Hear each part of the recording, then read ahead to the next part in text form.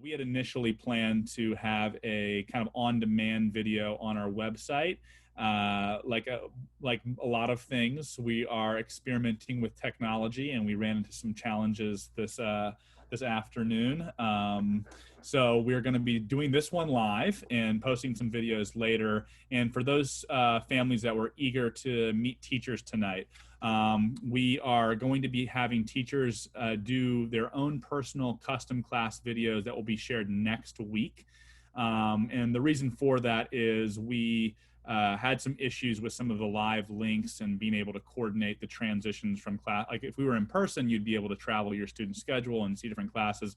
We weren't able to do that virtually this year in a way that we felt was user-friendly for families. And so we're going to have videos of the teachers online and really encourage families to reach out and make contact with teachers on Class Dojo and whatever other means that you are starting to establish those connections with teachers with. But also happy to see some teachers on the call tonight.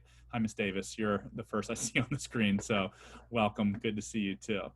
All right, I'm going to be sharing my video, my screen in a moment, just to kind of go over some of the items for the evening. The main point I want to start with is just thank you.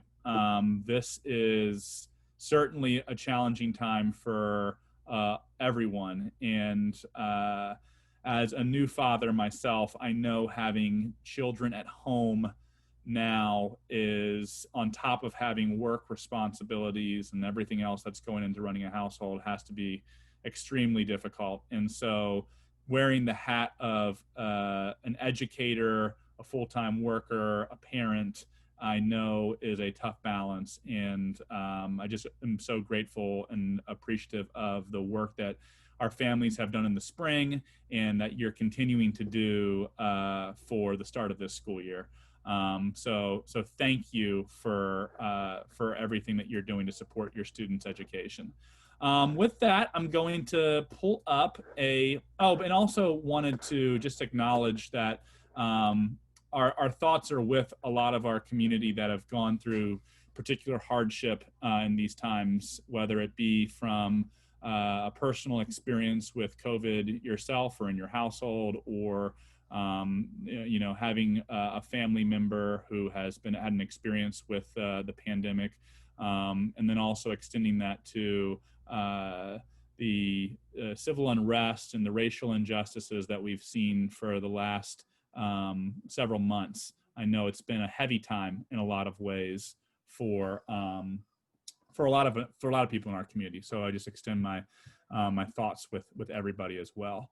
I also just wanted to start with just sharing a little bit about our why. So on the screen that you see here, this is an image from 1918, where there was a Spanish flu pandemic that hit the world, and students had to learn outdoors, and we had to be innovative and creative in these spaces. And I often draw that connection to kind of where we find ourselves now, where while our students aren't outdoors, we're indoors for the most part, and we're behind a computer screen.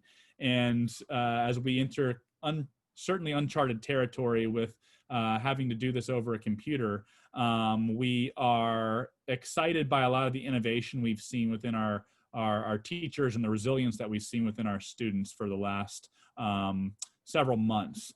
It is certainly not the ideal conditions for school, but I think we're finding that we can adapt and we can adjust, and the calling that we have as a school is to figure out how to do this well and how to make sure that we're serving the needs of all of our students and families.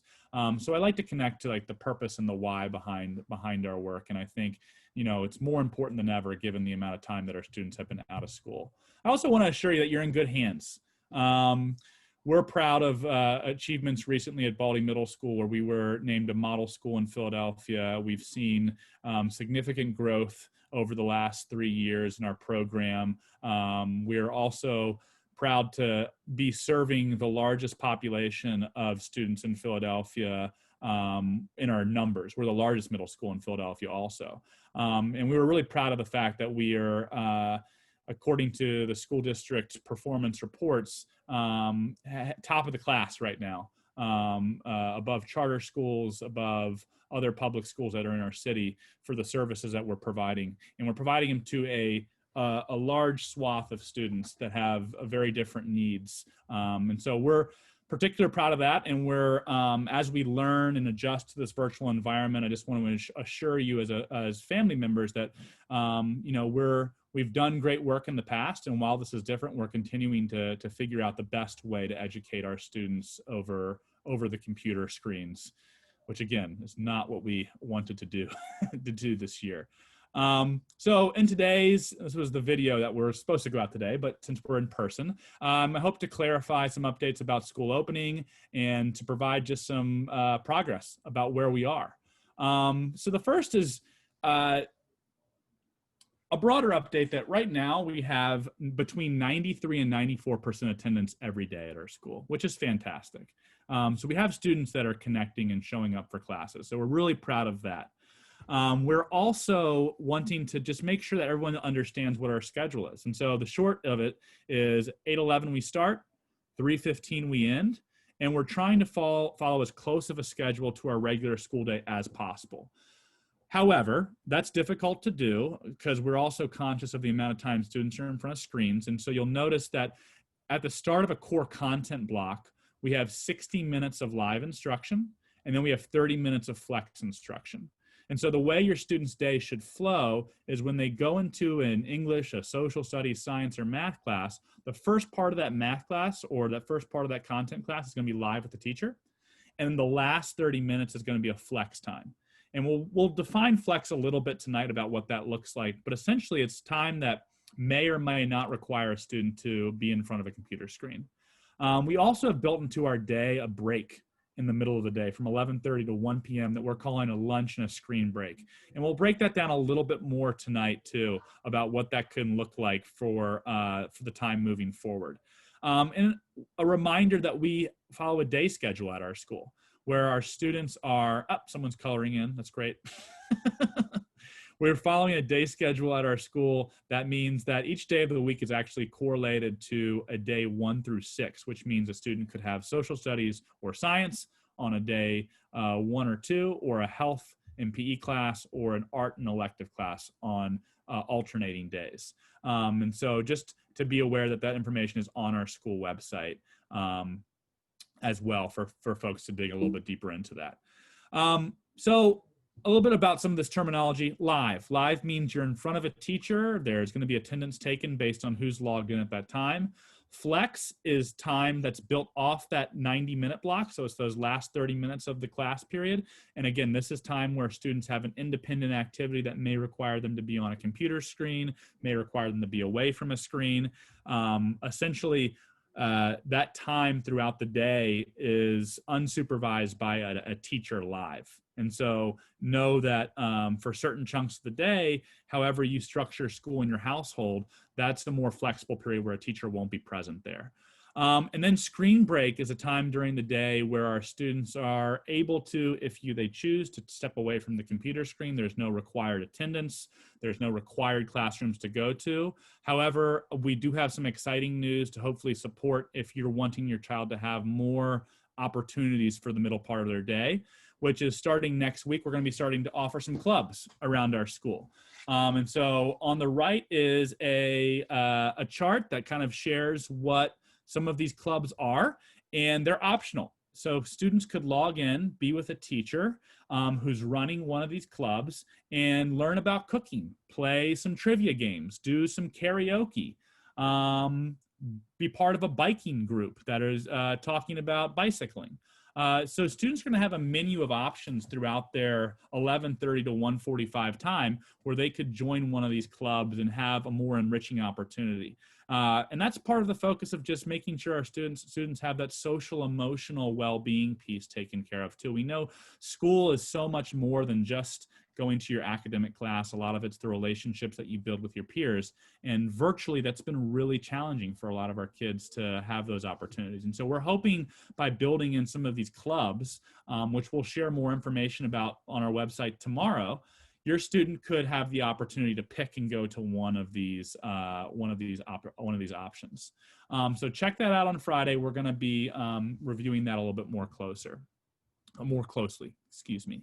And again, a reminder for those that are on the call, if you have a question, you feel free to drop it into our chat, and at the end, Ms. Cherney and I will go over any questions that you might have about this time. So we're really excited about this. We think it's going to make a unique experience for our students at Baldi to be able to have an opportunity to participate in activities outside of the regular school day. Another important reminder, as we start this year, grades and attendance matter. So it's really important to know at the end of last year, grades only moved students' letter grade up. It could only help their grade. Now it's a clean slate. So logging in each day and participating in learning is very important now that we are starting a new school year.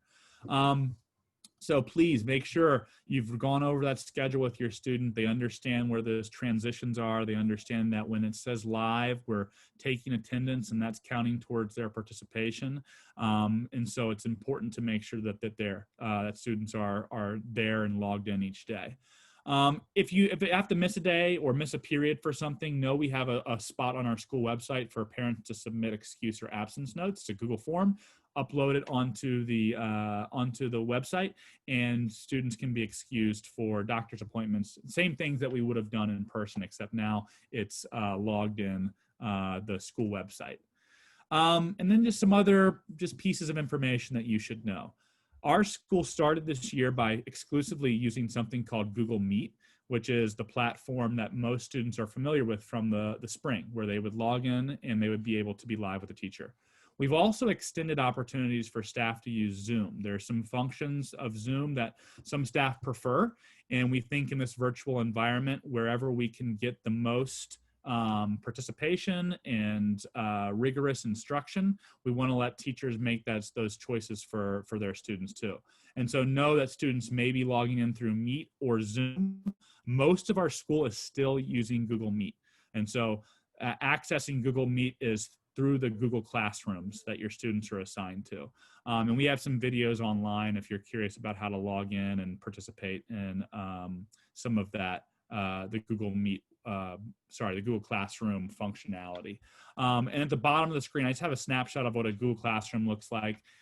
That's where teachers will post work. So during flex time, during live instruction, there may be assignments that are posted on Google Classrooms. All teachers that are delivering instruction to your students have a Google Classroom for your student. And that's where the classwork will be posted on. And we talked about the live and instruction, but again, just wanted to iterate the importance of making sure that families and students are understanding the flow of the schedule throughout the day too. Part of our meeting today is just reviewing quickly what Title I is. This is part of a mandate for each school in Philadelphia to kind of review some of the information associated with Title I. I'm going to go pretty quickly through this. However, if you have a question, please feel free to drop it in the chat. Essentially, Title I are federal government funds that are dispersed to states, and then they're distributed to schools. And part of us receiving this money is just sharing what we're doing with it. And the money is determined based on a formula for the number of low-income students that we're serving and our Title I school designation. So most of the Title I work actually comes in the spring. So we're not going to be getting too deep into it tonight, but I just want to make sure I'm inviting parents to be part of that conversation, because a lot of your feedback and input help determine how we appropriate dollars for our spending. For the last couple of years, our parent input has been around making sure that students have trusted adults in the building. And so we have designated our Title I funding to purchase counselor positions at our school. So each grade level has a counselor that can support students. And we feel it's important to kind of make sure our money is put towards staffing. Preview for the spring.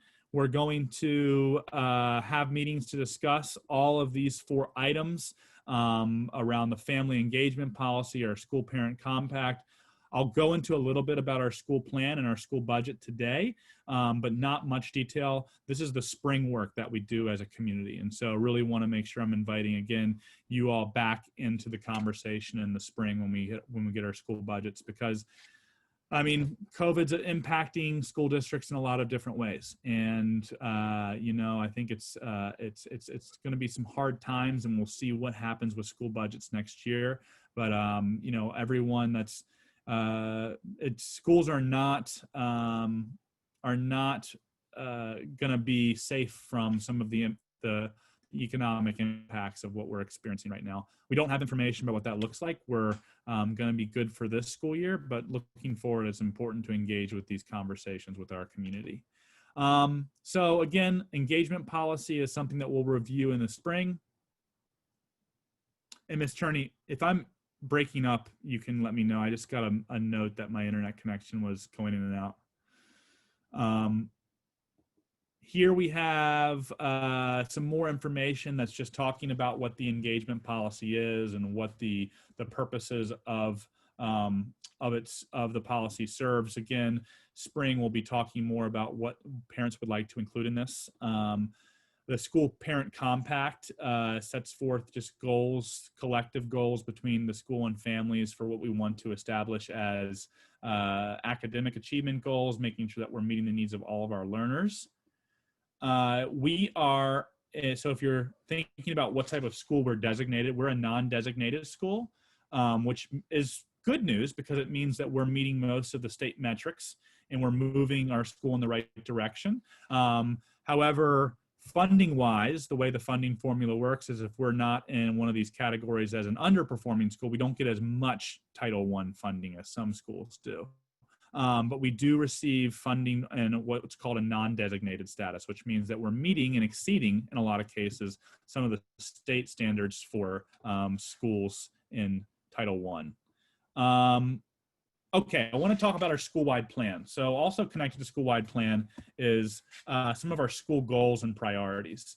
So I'm going to go over these pretty quickly, but again, questions, feel free to add them into the chat. One of our top priorities this school year is thinking through what instruction looks like. We are very confident of our instructional model when we're in person.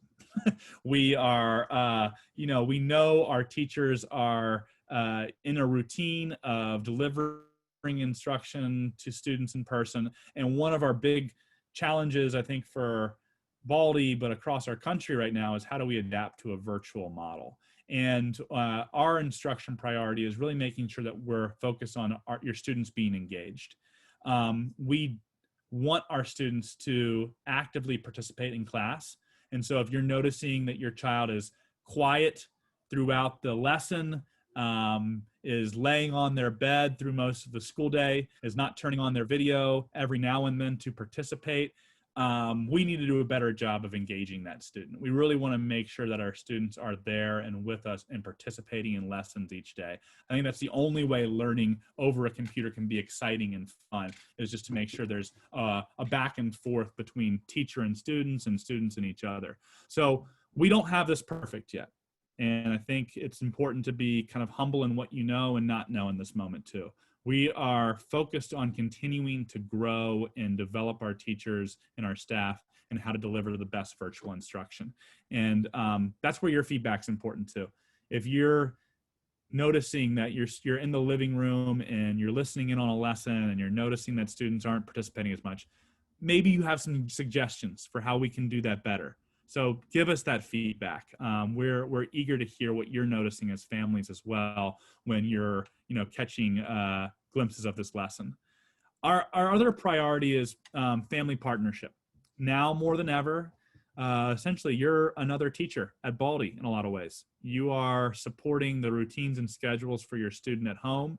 And so more than ever, partnering and working with us to make sure that we're meeting the needs of your students is very important.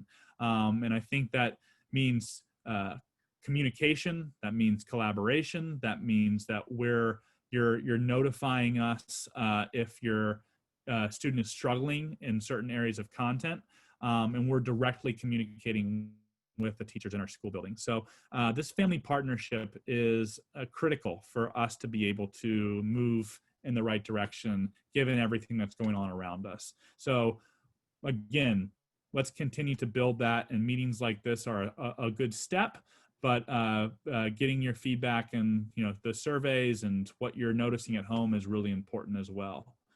One of our named priorities this year is equity and anti-racism. And this is a district-wide priority across Philadelphia.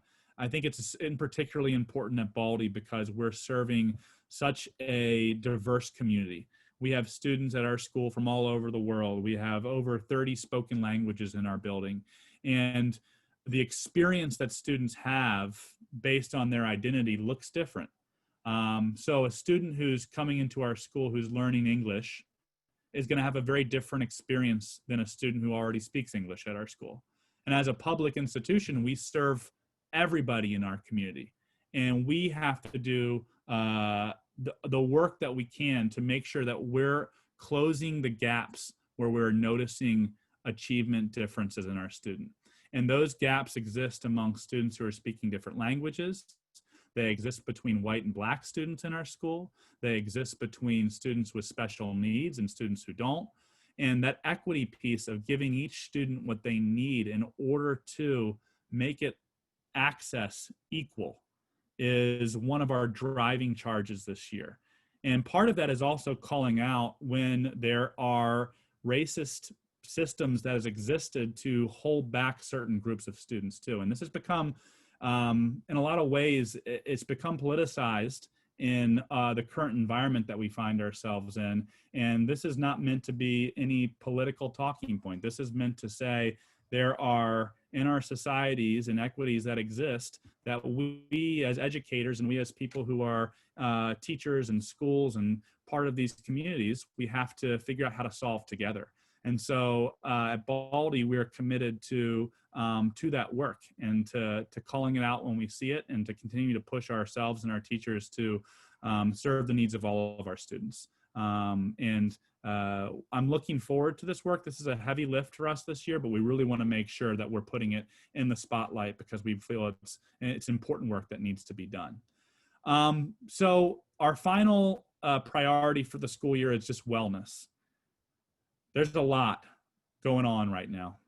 There's a lot that we're seeing on television. There's a lot that's happening in our households. There's a lot that's happening now in our schools and how we educate, and it's overwhelming. I've felt moments of this year, in particular, when we were figuring out from the school district what type of model we're following, where the anxiety and stress was getting to me. And it's important for you as parents and family members to check in with yourself with how you're doing. You're taking on a lot. It's important for your students to check in with themselves and figure out what the right balance is. So we're really centering our work this year around making sure that in this unprecedented time where there's a lot of resilience and there's perseverance that we're noticing within our families and students, we're also mindful that we need to balance that with understanding that we're humans and we can only take so much of this, and we need to be thoughtful about how we're doing. And so if your child is experiencing, hey, the work is too much today, I've been on the screen for too many hours, close the computer, close it, contact a teacher, tell them my student couldn't do it today. There is an appropriate amount that we should push ourselves given what's happening. And we encourage that family partnership and communication if you feel like there are moments where you need to take a break or your student needs to take a break. We understand that. And, that's a message that we have this priority for you as families, but this is the same priority for our staff too. We want our staff to recognize our staff push students hard. We want your child to get the best education that they can while they're at Baldi. And that might mean that there is a lot asked certain times, but we want to make sure it's appropriate. And so that two-way communication is very important to keep in mind for wellness. And I just wanted to connect a little personal. I see my internet's breaking up a little bit. Are you guys able to hear me? Thumbs up. You guys good? Yeah. Miss Journey, can you hear me? Okay, good. I wanted to share just a little. I think we all kind of have some personal connections to this. This is a personal connection for me. This is my cousin Doug Hostetter, who passed away in May from COVID-19. And Doug was a person living with autism. He lived in a residential home. And when I think about this moment, I think about all of the needs that each person, each human has, whether it's related to the pandemic or the economic impact of the moment we find ourselves in, or the racial injustices and unrest that we've seen on too many occasions. I think about the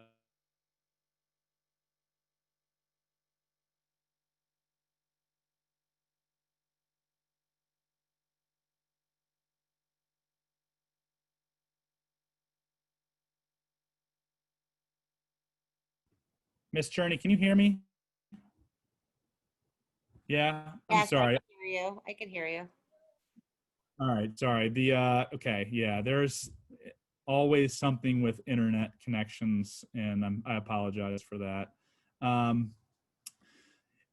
so I was connecting to the personal story of my cousin Doug, who was a somebody who I often I see his needs in our students, and I see how we can all strive to support each and every one of our kids, no matter if it's a student with a special need, or a student with a language need, or a student who's just, for no fault of their own, behind in reading or behind in math. And I think a lot about the what we do as a school to make sure each one of your children and each one of our students gets what they need.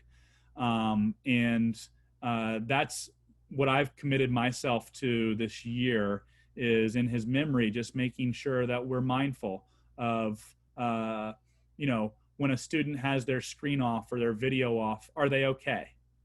Because we might not be able to see them like we would in person or in a school building. But if a student's not, answering a question in the classroom, or putting something into a chat, how do we know that that student is well? How do we know that that their social and their emotional feelings are there? And so, I think about that. That's a big lift. And as parents, checking in with your children, making sure that they're okay. This is middle school is a time where there is this connection with your friends and your teachers that we're not able to have right now. And it's heartbreaking to think that there are some students that are missing out on that. And it's important that we keep front and center how they're doing. So I'm committed to, and our staff is committed this year into making sure we're meeting the needs of each one of our students, as challenging as that is, considering we're so far away. So with that, just some other logistical updates. We're going to continue to make sure our information is communicated on our school website, Class Dojo, sending out school phone calls. I think if we're overwhelming you with communication, I apologize. I feel like there is a need just to kind of stay as connected as we can. And if you're joining the call tonight at 5, I'm probably not speaking to the 53 participants or 54 participants on this call that are, we might not be reaching. But I just wanted to let you know that this is a two-way communication, and so we want to hear back from you too. And with that, I'm just going to open it up to see if there are any questions that we need to respond to or comments. I think we're good. Oh, here's one. Does the high school selection process window remain the same? That's a great question. And that's something that our 8th grade team, so Miss Nusky and Miss Stravakis, are going to be focusing a lot on in that first part of the day. So the first part of the day is called community meeting. And so if you have an 8th grade student, know that once more information is released about the high school process, we're going to be using that time and our school website to provide parents with updates about what that process looks like. So that we don't have the information that we would like just yet. There is going to be a high school selection process, and that's going to be shared on our school website and through our eighth grade advisors.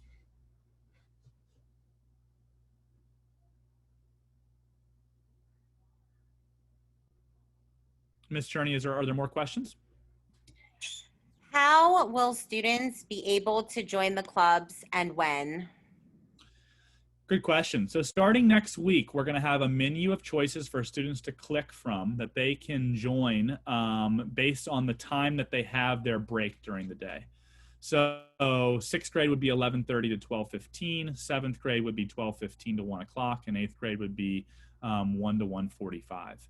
And so during those times, there'll be a variety of clubs and services offered, and students can click on that link.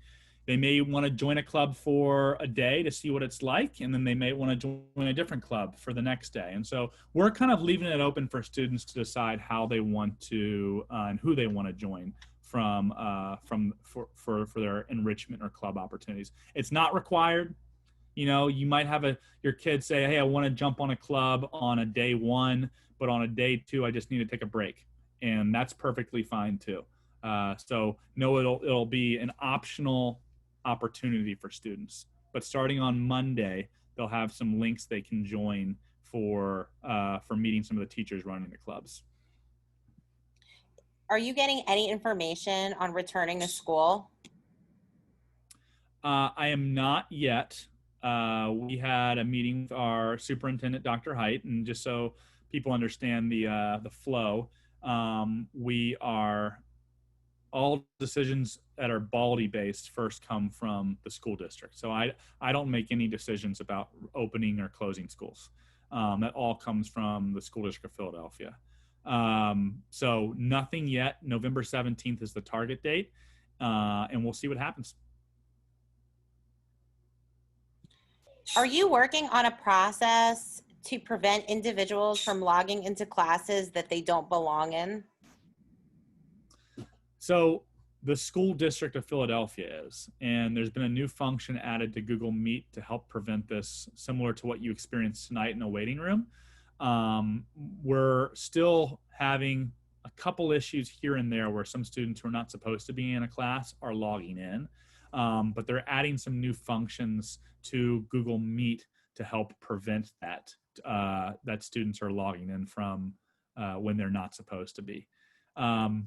And I kind of, when there's issues like that happen virtually, I think about I'd be lying if I said every school day at Baldi, there's not a student that makes a poor choice or interrupts instruction in a classroom for some reason. And so I kind of think about it like, if we were in person, would all 1,520 of our kids make the right choices every day? They don't. And so sometimes we just have to work with students to redirect that behavior. But we're trying to work on systems to prevent students from logging in when they're not supposed to be.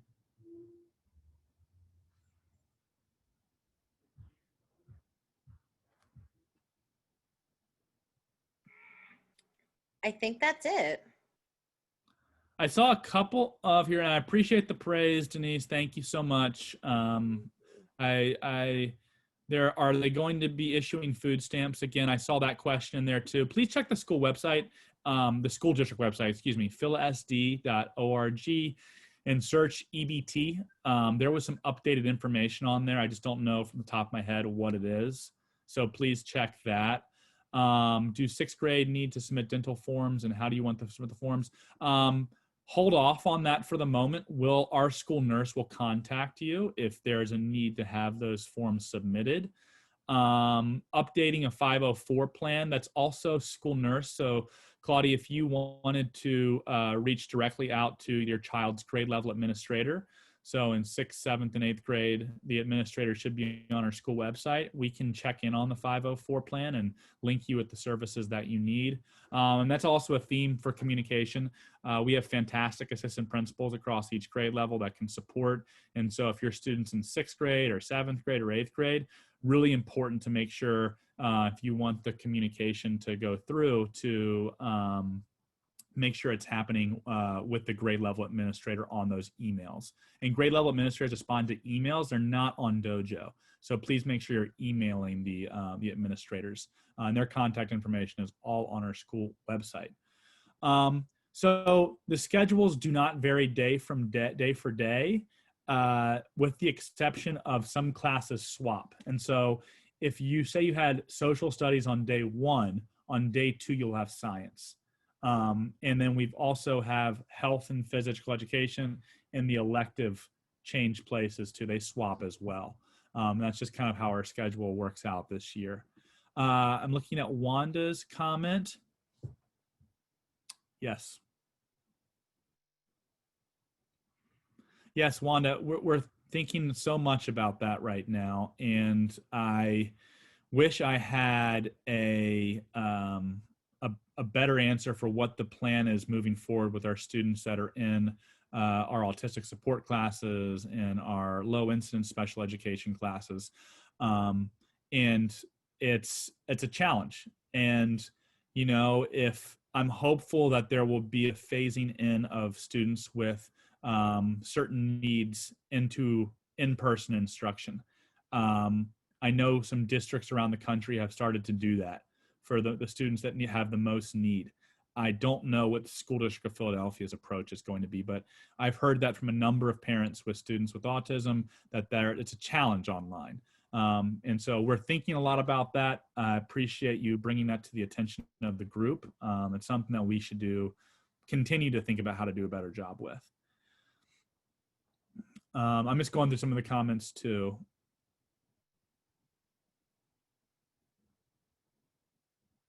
And thank you, Ms. Davis, for responding as well. If the individual who private messaged me, please send an email to Miss Nusky. I'll put her email in the chat expressing your concern. I just actually sent it back to you